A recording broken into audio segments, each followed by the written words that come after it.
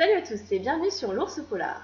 Aujourd'hui, je vais vous proposer des lectures de vacances qui vont vous permettre de vous évader et de vous faire frissonner. Alors, avant toute chose, je vais vous présenter quelque chose que j'ai décidé de mettre en place. Donc, c'est une sorte de système de notation. En fait, ça va être pour vous aider à vous donner un ordre d'idée du degré de violence dans un livre que je présente. Alors, ça va se caractériser par ça. Donc, de 1 à 3 empreintes. Donc, une empreinte, par exemple, c'est le cas des 10 petits nègres d'Agatha Christie, que je vous ai déjà présenté. Alors, une empreinte, c'est il y a des scènes de violence, mais il n'y a pas trop de détails. Ça fait peur, mais pas trop. Voilà, en gros, c'est ça, pour vous donner un ordre d'idée. Sachant que je ne mettrai jamais moins d'une empreinte sur un policier, parce qu'il y a toujours plus ou moins de la violence. Ça fait partie des codes du policier. Voilà, donc une empreinte. 2 empreintes, ça va être le cas, par exemple, de Condor, que j'ai pas sous la main, c'est dommage, mais je vous ai présenté lors de ma précédente vidéo. Donc deux empreintes, ça va être, on commence à rentrer un petit peu dans des scènes un peu sordides et violentes. Donc quand je dis violence, c'est physique et psychologique, voilà.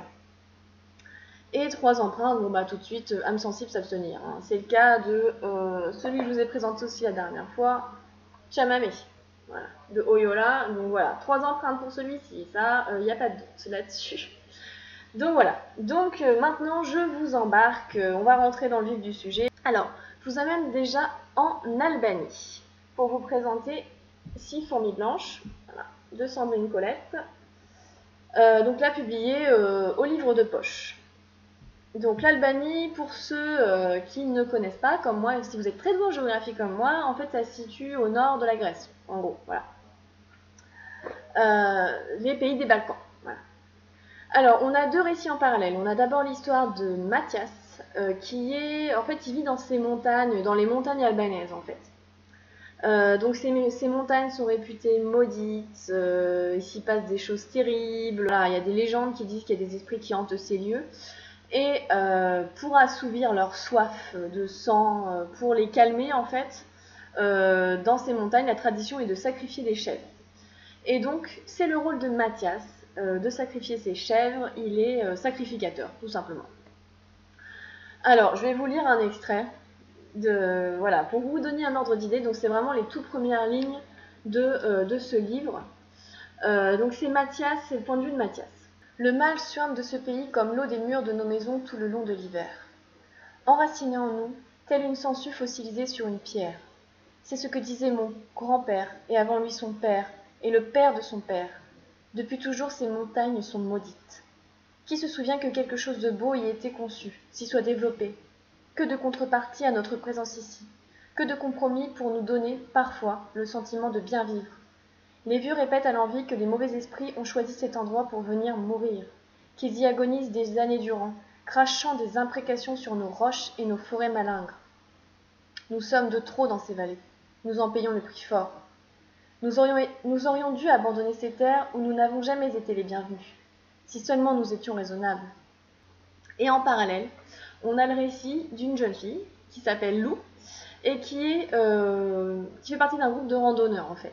Elle a été sélectionnée par une sorte d'agence de voyage pour faire partie d'un trek, un peu le trek en Albanie pour les nuls dans les montagnes. Et donc elle est partie avec son amoureux Elias et 5 autres personnes. Et donc voilà. Donc ils vont partir dans ces montagnes en randonnée avec un guide. Et évidemment, ça va mal tourner pour eux. Voilà, donc j'en dis pas plus. C'est un vrai coup de cœur. Voilà, ce livre est un vrai coup de cœur.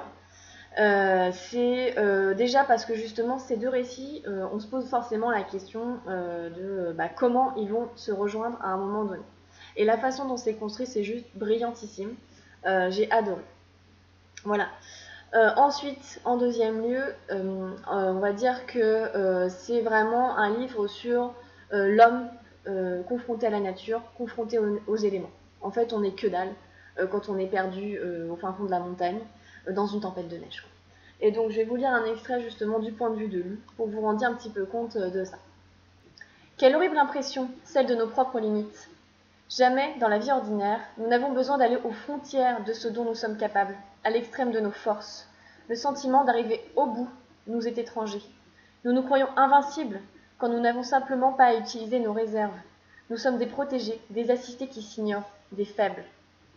Je sens les larmes me brûler les yeux. Est-ce que les soldats dans les tranchées ont fait la même découverte terrifiante?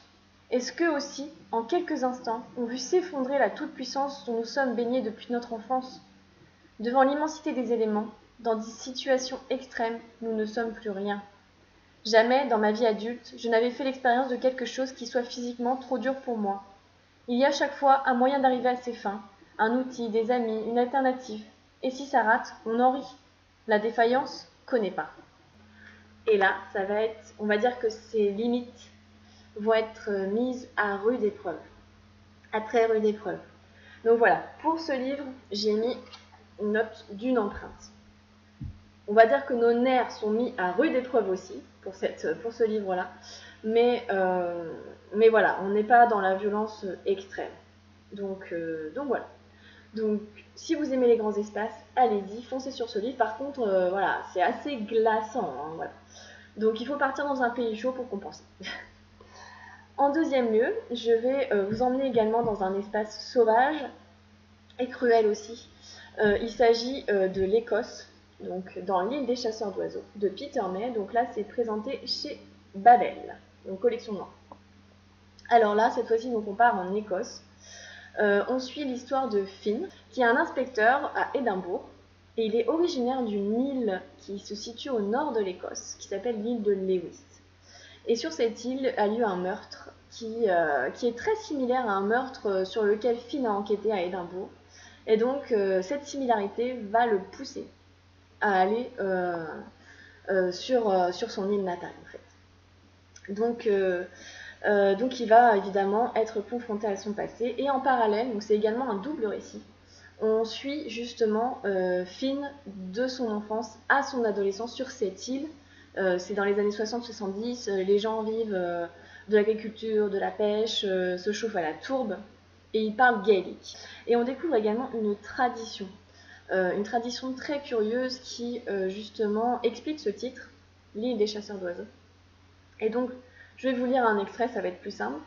Donc c'est Finn qui est en train de discuter, c'est Finn dans le présent, hein, pas dans le passé, qui est en train de discuter avec l'inspecteur de Lewis. Ils sont en train de discuter des personnes qui auraient pu en vouloir à la victime qui s'appelait Ange McChristy.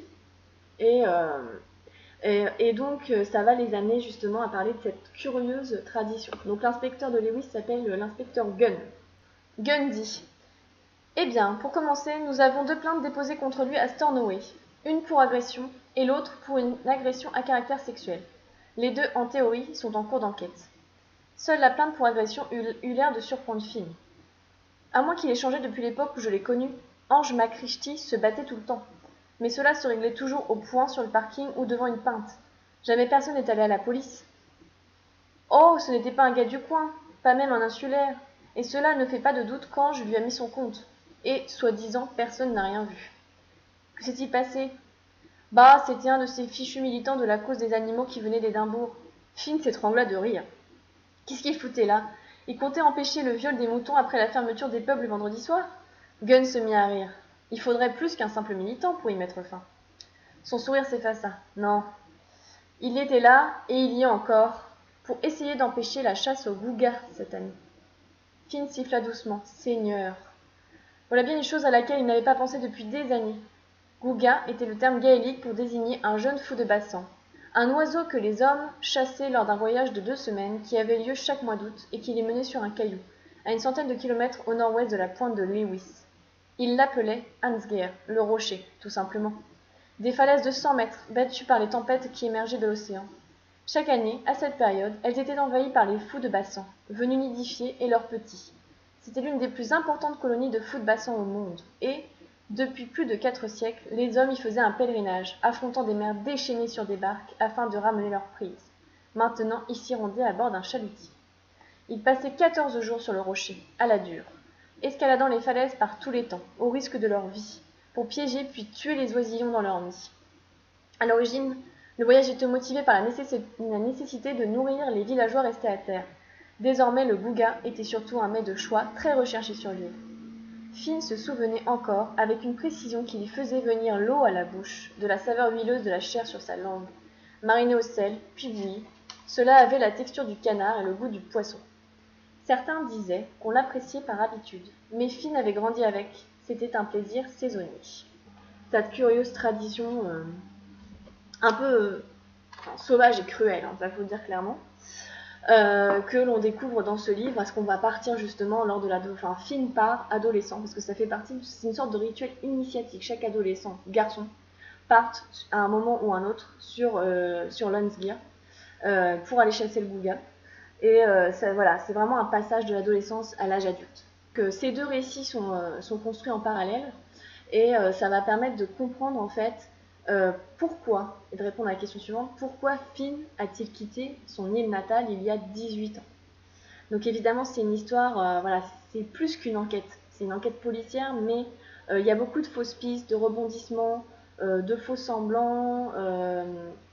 Et donc, tout ça, c'est qu'un prétexte pour expliquer le passé de Finn qui va lui arriver en pleine gueule. Voilà, faut le dire clairement. On se prend plein d'embrun, quoi, voilà, clairement. C'est un livre sauvage. Si vous aimez les grands espaces, voilà, il y a de la description, hein, c'est très bien documenté. Et il va y avoir beaucoup de... Voilà, si vous aimez également les histoires, il y a une belle palette de personnages aussi, très complexes. Si vous aimez les secrets, les squelettes dans les placards, voilà, n'hésitez pas, c'est une belle aventure, c'est vraiment une perle de littérature noire. Et alors oui, je lui ai mis du coup la note de... Enfin la note, on va dire, je lui ai mis 2 empreintes. Parce que effectivement, il y a certaines scènes assez violentes. Il y a des scènes un petit peu détaillées, par exemple une autopsie, donc voilà. Je vous laisse avec ces lectures. Je vous souhaite de belles vacances et une belle évasion littéraire. Voilà, à bientôt sur Nospola.